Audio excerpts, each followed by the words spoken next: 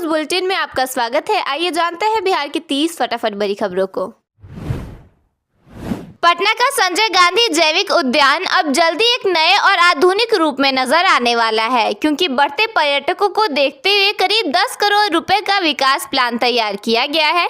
इस योजना के तहत जू में फूड कियोस्क, कैफेटेरिया, आधुनिक selfie point, eco friendly bench और 100 मीटर लंबा ट्री वॉक बनाया जाएगा, जिससे लोगों को घूमने का नया अनुभव मिलेगा।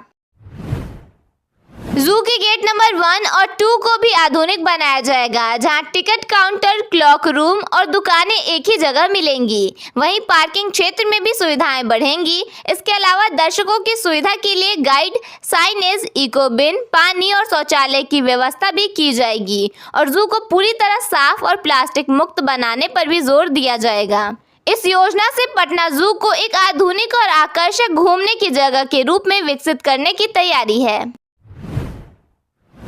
बिहार सरकार राज्य में बाल और बंधुआ मजदूरी को खत्म करने के लिए नई नीति और विशेष एक्शन प्लान तैयार कर रही है, जिसके तहत राज्य के बाहर काम कर रहे बच्चों को भी रेस्क्यू किया जाएगा और मानव तस्करी पर सख्ती से रोक लगाने की कोशिश होगी। इस योजना में किशोर न्याय अधिनियम 2015 और मिशन वात्सल्य जैसी योजनाओं को जोड़कर बच्चों को सुरक्षित माहौल, अस्थायी शेल्टर होम, शिक्षा और पुनर्वास से जोड़ा जाएगा, ताकि वे दोबारा मजदूरी में न फंसे।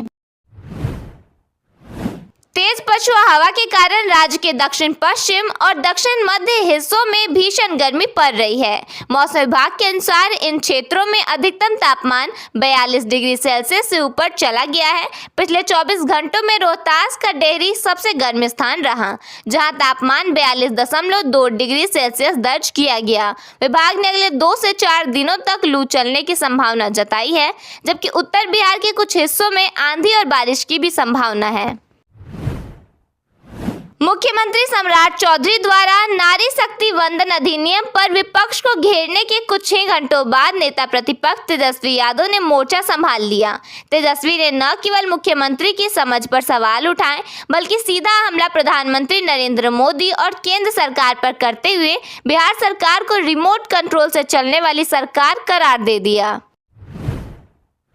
तेजस्वी यादव ने सम्राट चौधरी की प्रेस कॉन्फ्रेंस पर पलटवार करते हुए कहा कि मुख्यमंत्री पद की शपथ तो उन्होंने ले ली है, लेकिन महिला आरक्षण बिल की हकीकत उनकी समझ से परे है।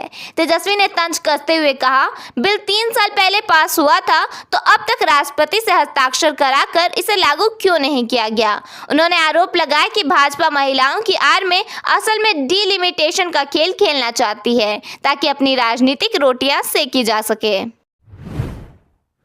दानापुर मंडल के नेवरा स्टेशन पर चल रहे महत्वपूर्ण रेल कनेक्टिविटी कार्य के कारण कई ट्रेनों की आवाजाही में बदलाव किया गया है। कुछ ट्रेनें रद्द कर दी गई हैं, तो कई के रूट और समय में बदलाव किया गया है, जिससे यात्रियों को परेशानी का सामना करना पड़ रहा है। तेजस्वी यादव ने महिला आरक्षण के मुद्दे पर बीजेपी पर हमला किया है। उन्होंने सोशल मीडिया पर आंकड़े देते हुए बीजेपी को महिला विरोधी बताया और कहा कि भाजपा सच्चाई को स्वीकार करे। तेजस्वी ने कहा कि लोकसभा चुनाव 2024 में आरजेडी ने बिहार में सबसे ज्यादा महिलाओं को टिकट दिया और उनके सांसदों में 25% महिलाएं हैं। तेजस्वी ने आरोप लगाया कि कुछ लोग सिर्फ दिखावे के लिए महिला उत्थान की बात कर रहे हैं। भारतीय जनता पार्टी ने महिला आरक्षक विधेयक पर विपक्ष के रुख के खिलाफ देशव्यापी विरोध शुरू किया है। भारतीय महिला मोर्चा की राष्ट्रीय उपाध्यक्ष और राज्यसभा सांसद दर्शना सिंह ने पटना में कहा कि महिलाओं को आरक्षण देने के मुद्दे पर विपक्ष का दोहरा चरित्र सामने आ गया है और इस विधेयक के पास न होने के लिए कांग्रेस और उसके सहयोगी दल जिम्मेदार हैं। बिहार के 29 जिलों के 363 पैक्स में पैक्स अध्यक्ष और प्रबंध समिति के चुनाव के लिए मतदान कराया जाएगा। राज्य निर्वाचन प्राधिकरण के संयुक्त सचिव ने बताया कि मतदाता सूची में गड़बड़ी के कारण 11 पैक्स का चुनाव स्थगित कर दिया गया है। उन्होंने कहा कि शांतिपूर्ण चुनाव के लिए सभी तैयारियां पूरी कर ली गई हैं और किसी भी समस्या की स्थिति में लोग हेल्पलाइन नंबर पर संपर्क कर सकते हैं। अररिया पुलिस ने साइबर ठगी के एक बड़े मामले का खुलासा करते हुए 3 अपराधियों को गिरफ्तार किया है। पुलिस अधीक्षक ने बताया कि गिरफ्तार आरोपियों के पास से 5 मोबाइल फोन, 9 एटीएम कार्ड और 22,000 रुपए नकद बरामद किए गए हैं। मुंगेर जिले में गंगा स्वच्छता अभियान के तहत विभिन्न घाटों की सफाई और वृक्षारोपण किया गया। इस अभियान का आयोजन लायंस क्लब की ओर से किया गया, जिसमें बड़ी संख्या में लोगों ने भाग लिया। पाटलिपुत्र गोरखपुर वंदे भारत एक्सप्रेस बेतिया शहर के पास से गुजर रही थी, तभी कुछ असामाजिक तत्वों ने ट्रेन पर पत्थर बरसाने शुरू कर दिए। गनीमत यह रही कि इस पथराव में किसी भी यात्री को गंभीर चोट नहीं आई। इस घटना में खिड़की का कांच टूट गया है और रेलवे सुरक्षा बल ने मामला दर्ज कर जांच शुरू कर दी है। आरोपियों की तलाश जारी है। पटना पुलिस ने बाइक चोरी करने वाले एक बड़े गिरोह का पर्दाफाश किया है। 10 आरोपियों को गिरफ्तार किया गया है और 7 बाइक बरामद हुई है। यह गिरोह गया से पटना आकर चोरी करता था और बाइक को सस्ते दाम में बेच देता था।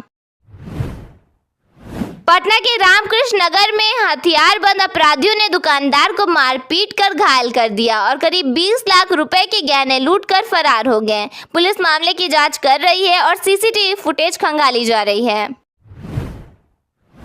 मुख्यमंत्री सम्राट चौधरी ने कहा कि विपक्ष ने नारी शक्ति का अपमान किया है। वहीं तेजस्वी यादव ने जवाब देते हुए कहा कि मुख्यमंत्री को बिल की सही जानकारी नहीं है और आरएसएस के लोग महिलाओं से पैर धुलवाते हैं।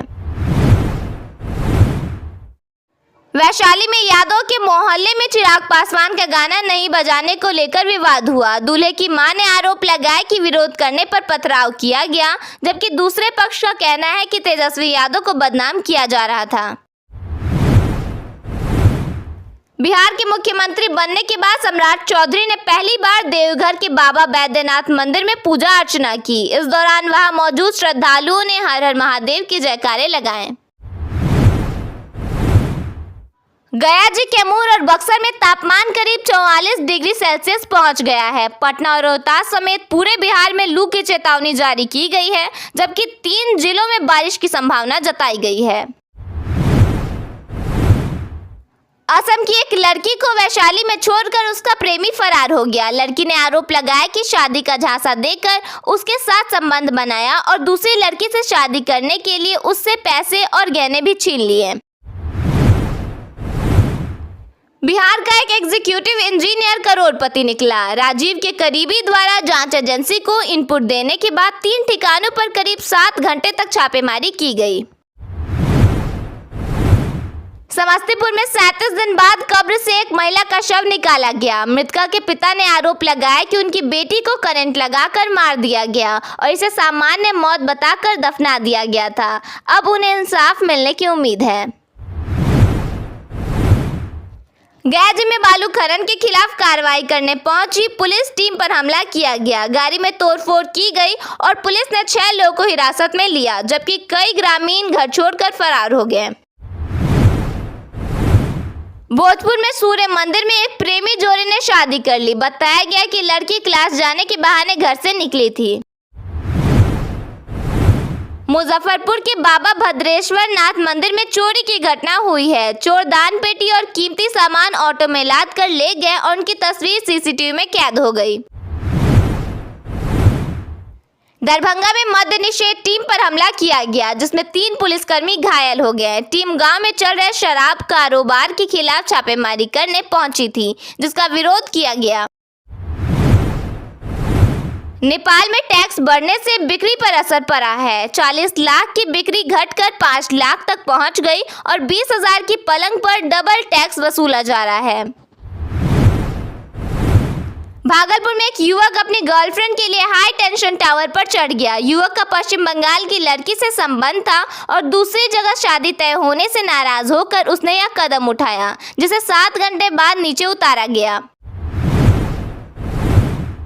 बिहार में 20 से 22 अप्रैल तक भीषण गर्मी के आसार रहेंगे। इस दौरान राज्य के कई जिलों में अधिकतम तापमान 40 से 44 डिग्री सेल्सियस के बीच बने रहने की संभावना है।